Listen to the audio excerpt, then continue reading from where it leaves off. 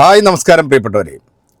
പ്രവീൺ നാരായണൻ സംവിധാനം ചെയ്ത് അനുപമ പരമേശ്വരനും നമ്മുടെ ആക്ഷൻ ഹീറോ അണ്ണൻ സുരേഷ് ഗോപിയും ഇവർ രണ്ടുപേരും കേന്ദ്ര കഥാപാത്രമായിരുന്ന കോർട്ട് റൂം ഡ്രാമ ചിത്രമാണ് JSK.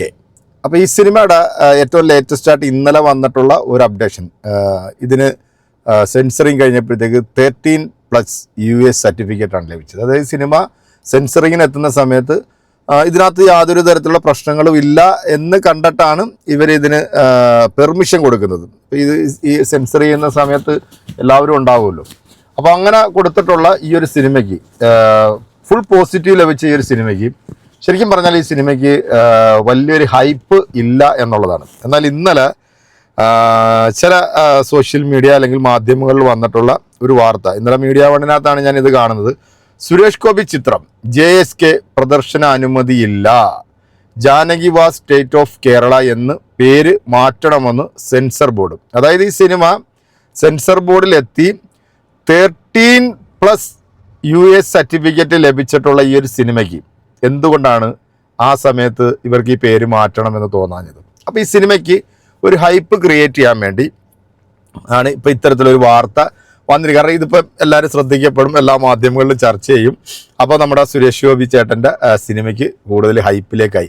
സത്യത്തിൽ ഇതിനകത്ത് ഇവരുടെ സിനിമകൾ വരുമ്പോഴത്തേക്ക് ഇതിനകത്ത് ഒരു പൊളിറ്റിക്സ് കളിക്കുന്നുണ്ട്. കാരണം എനിക്കത് തീരെ ഇഷ്ടമുള്ളൊരു കാര്യമില്ല. ഞാൻ ഇന്നലെ ഈ സിനിമയുടെ ഒരു ടീസർ റിയാക്ഷൻ ചെയ്തപ്പോൾ ഞാൻ പറഞ്ഞിരുന്നു, ടീസർ കൊള്ളാം, നന്നായിട്ട് വന്നിട്ടുണ്ട്, സിനിമ നല്ലതാണെന്നുണ്ടെങ്കിൽ തീർച്ചയായിട്ടും അത് വിജയിക്കും. അതിനകത്ത് എന്തിനാണ് ഈ അനാവശ്യമായിട്ടുള്ള ഈ പ്രശ്നങ്ങൾ ഇങ്ങനെ വലിച്ചഴിച്ചിട്ട്? ഇവരുടെ പടങ്ങൾ ഇറങ്ങുമ്പോൾ മാത്രമേ ഉള്ളൂ ഇങ്ങനെ ചെറിയ എന്താ പറയുക ഒരു ചൊറിച്ചിലുണ്ടാകുന്നത്. അപ്പോൾ അത് ശരിക്കും നമ്മുടെ മലയാളികളെ എന്താ പറയുക ആക്കുന്ന രീതിയിലുള്ള ഒരു ഇതായിട്ടാണ് എനിക്ക് പേഴ്സണലി തോന്നിയിട്ടുള്ളത്. ഒരു സിനിമയ്ക്ക് പിന്നീട് എന്തിനാണ് ഇങ്ങനെ ഒരു പേര് JSK ജാനകി വാസ് സ്റ്റേറ്റ് ഓഫ് കേരള എന്നാണ് ഇതിൻ്റെ പേര് ആദ്യം തൊട്ടേ ഇത് കൊടുത്തിരിക്കുന്നത്. അപ്പോൾ സെൻസറിങ്ങിന് പോകുമ്പോഴും ഈ പേര് അവരെന്തായാലും നോക്കിയിട്ടുണ്ടല്ലോ, അല്ലാതെ സെൻസറിങ് റിപ്പോർട്ട് അവർ പുറത്ത് കൊടുക്കത്തില്ല. ഈ 27-ാം തീയതിയാണ് ഈ സിനിമ റിലീസിനായിട്ട് എത്താൻ പോകുന്നത്, ആഗോളതലത്തിൽ റിലീസിനായിട്ട് എത്താൻ പോകുന്നത്. സുരേഷ് ഗോപിയെ കൂടാതെ സുരേഷ് ഗോപിയുടെ മകൻ മാധവ് സുരേഷ് ഈ സിനിമയ്ക്കകത്ത് അഭിനയിക്കുന്നുണ്ട്. പുള്ളിയുടെ ഒരു മാസ് ഡയലോഗ് നിങ്ങൾ ചിലപ്പോൾ കേട്ടിട്ടുണ്ടാവും അല്ലേ? പ്രേക്ഷകർ വിചാരിച്ചു കഴിഞ്ഞാൽ ഞാൻ സൂപ്പർ സ്റ്റാർ ആകുമെന്നൊക്കെ. ശരിക്കും പറഞ്ഞാൽ അച്ഛൻ്റെ അതേ മകൻ തന്നെയാണ്, അതിനകത്തൊരു കുഴപ്പമില്ല. എനിക്ക് ഈ ഗോകുൽ സുരേഷിനെ കുറിച്ച് പറയുകയാണെന്നുണ്ടല്ലേ, ഇവരിൽ നിന്നൊക്കെ വളരെ ഡിഫറൻ്റ് ആണ് പുള്ളി. കാരണം പുള്ളി സിനിമ ചെയ്യുകയാണെന്നുണ്ടെങ്കിൽ പുള്ളി സിനിമയുമായി ബന്ധപ്പെട്ടിട്ട് നിൽക്കുന്ന ഒരാളാണ്. അതിനകത്തേക്ക് പുള്ളി മറ്റുള്ള കാര്യങ്ങൾ കൊണ്ടുവരാറില്ല. അതുകൊണ്ട് തന്നെ ഗോകുൽ സുരേഷിനോട് ഒരു പ്രത്യേക ഒരു സ്നേഹവും നമുക്കുണ്ട്.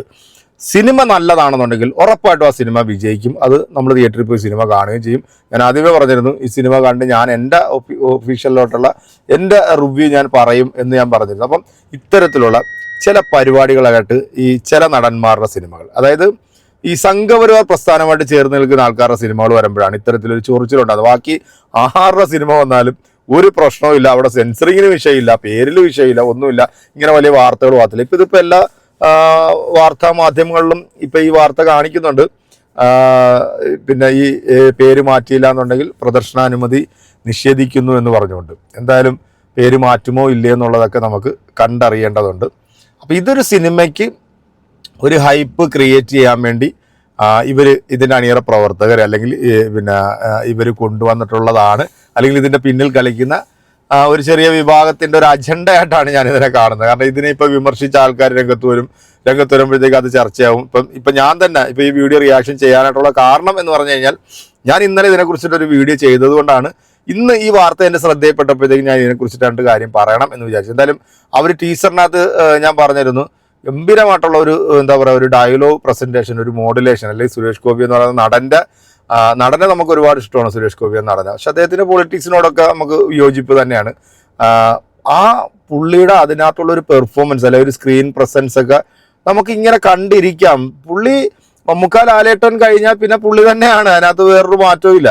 അപ്പോൾ എന്താണെങ്കിലും ഇത്തരത്തിലുള്ള ഈ പരിപാടികൾ നിർത്തുക, സിനിമ നല്ലതാണ്, വിജയിക്കട്ടെ എന്ന് മാത്രമേ എനിക്ക് പറയാനുള്ളൂ. അപ്പം നിങ്ങളുടെ അഭിപ്രായം അറിയിക്കുക.